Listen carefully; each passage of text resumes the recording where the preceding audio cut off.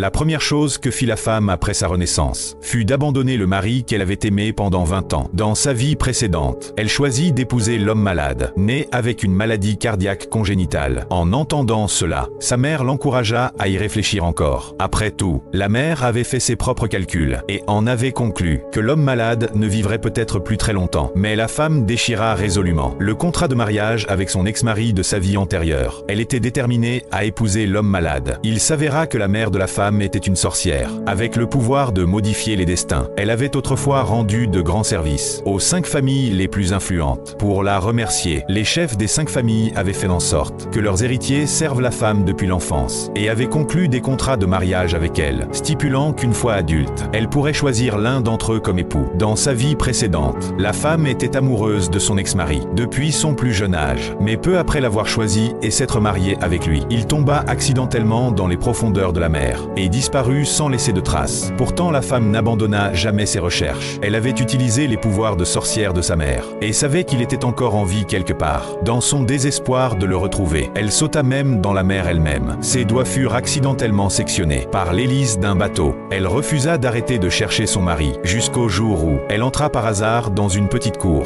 et vit son mari et sa meilleure amie vivant là ensemble heureux avec 2 enfants qu'ils avaient eus. C'est alors que la femme comprit que la prétendue mort de son mari n'était qu'une supercherie élaborée. Elle voulut immédiatement se précipiter vers eux pour exiger des explications sur leur trahison. Mais 2 de ses amis d'enfance, également épris de sa meilleure amie, s'allièrent pour l'assommer, pour empêcher la vérité d'éclater. Ils finirent par brûler la femme vive. Ils prévoyaient même de disperser ses cendres ensuite. Heureusement, le PDG, en phase terminale, l'un de ses amis d'enfance, arriva juste à temps, le visage tordu par la douleur. Il recueillit ses cendres restantes. Ce n'est qu'à ce moment-là, sous sa forme spectrale, que la femme réalisa qu'il était le seul ami d'enfance qui s'était vraiment soucié d'elle depuis toujours. Elle fit alors le serment secret que si elle avait une seconde chance, elle ne répéterait jamais les mêmes erreurs. Jamais elle n'aurait imaginé que l'instant d'après, elle renaîtrait, exactement le jour où sa mère lui demandait de choisir le contrat de mariage. Alors la femme choisit résolument d'épouser le PDG. Sa mère s'inquiétait que le PDG ne vive peut-être plus très longtemps. Cependant, la femme dit que sa mère et elle avaient toutes 2 le pouvoir de modifier les destins et que guérir la maladie du PDG serait un jeu d'enfant. Voyant sa détermination, la mère n'essaya pas de la dissuader davantage.